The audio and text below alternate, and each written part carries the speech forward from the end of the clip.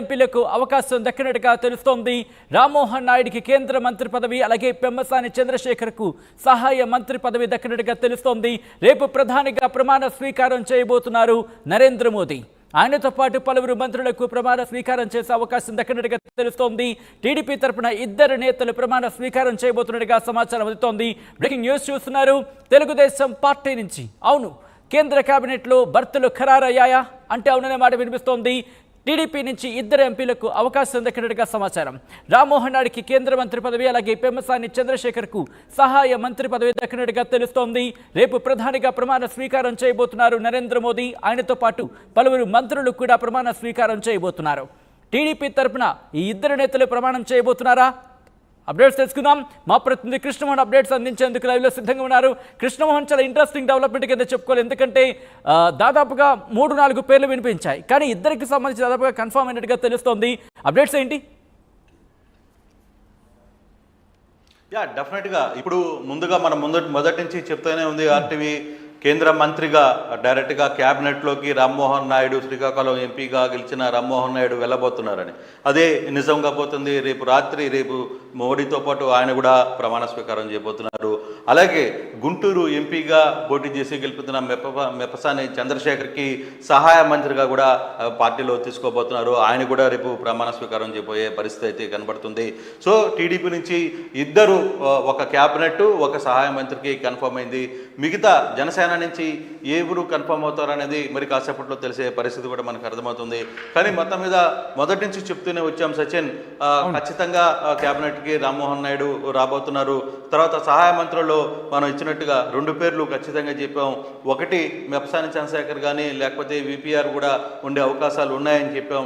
మరోవైపు జనసేన నుంచి కూడా బాలశౌరి కూడా లైన్లో ఉన్నారు అనే ఒక ఖచ్చితమైన సమాచారం మనం ఇవ్వగలుగు. దీంట్లో ఇప్పుడు టీడీపీ నుంచి, పార్టీ నుంచి వీళ్ళిద్దరికీ సిగ్నల్స్ వచ్చాయి. ఆ సంబంధిత కార్యాలయాలకు కూడా ఫోన్స్ వెళ్ళాయి. సో ఇప్పుడు ఈ ఇద్దరు కూడా రేపు ప్రధానమంత్రితో పాటు వాళ్ళిద్దరూ ప్రమాణ స్వీకారం చేయబోతున్నారు.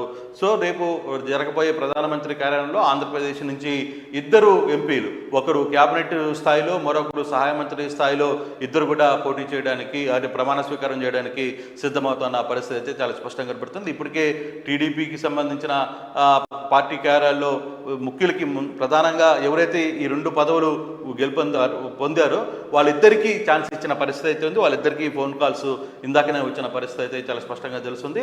ఆ పార్టీ అంటే ఆ ఎంపీకి సంబంధించిన క్యాడర్ మొత్తం కూడా ఇప్పుడు కొంత సంబరాల్లో మునిగి తేలుతున్న పరిస్థితి అయితే మనం కనబడుతుంది. బహుశా మరికొద్దిసేపట్లో జనసేన నుంచి కూడా ఒక గుడ్ న్యూస్ వచ్చే పరిస్థితి అయితే కనబడుతుంది. చూడాలి మరి జనసేన నుంచి ఎవరికి ఛాన్స్ ఉంటుంది అనేది దాని మీద కూడా చూసుకుంటే బహుశా బాలశౌరికి వచ్చే అవకాశం ఉన్నట్టుగా చాలా స్పష్టంగా కనబడుతుంది. సచిన్, రైట్, మనం ముందు నుంచి చెప్తూనే ఉన్నాం. ఎందుకంటే రామ్మోహన్ రెడ్డికి సంబంధించి కేబినెట్ బెర్త్ దాదాపు ఖరారు అవ్వచ్చు అనేది ఇప్పుడు అదే మాట కన్ఫర్మ్ అవుతున్న situation. At the same time Pemmasani చంద్రశేఖర్కి సంబంధించి అంటే మిగతా వాళ్ళు అంటే ఒక దాదాపుగా ఒక 2 క్యాబినెట్, అలాగే ఒక సహాయ మంత్రి పదవి అనుకున్నాం. సో అటువంటి సినారియో దాదాపుగా మనకి కనిపించిన పరిస్థితి. కానీ ఇద్దరికి ఒక క్యాబినెట్, ఒక సహాయ మంత్రి పదవి అంటే మిగతా వాళ్ళకి సంబంధించి కూడా ఇంకా ఆప్షన్స్ ఉన్నాయా, లేకపోతే క్యాబినెట్ ఎక్స్పాన్షన్లో ఛాన్స్ దక్కే అవకాశం ఉందా?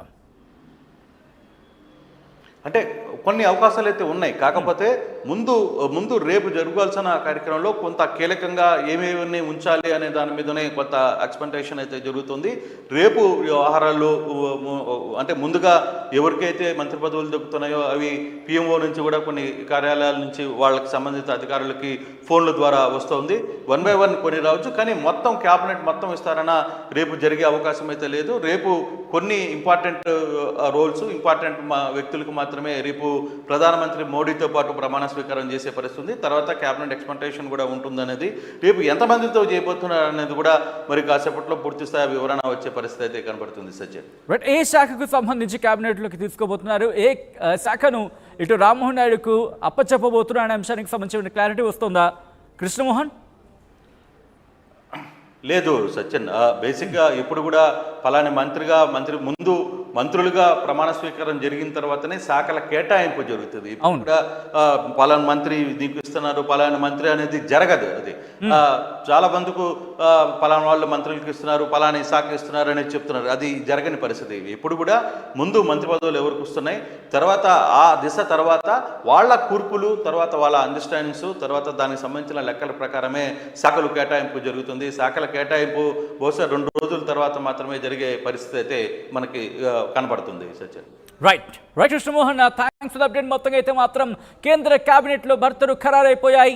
తెలుగుదేశం పార్టీ నుంచి 2 ఎంపీలకు అవకాశం దక్కింది. రామ్మోహన్ నాయుడికి కేంద్ర మంత్రి పదవి దక్కినట్టుగా తెలుస్తోంది.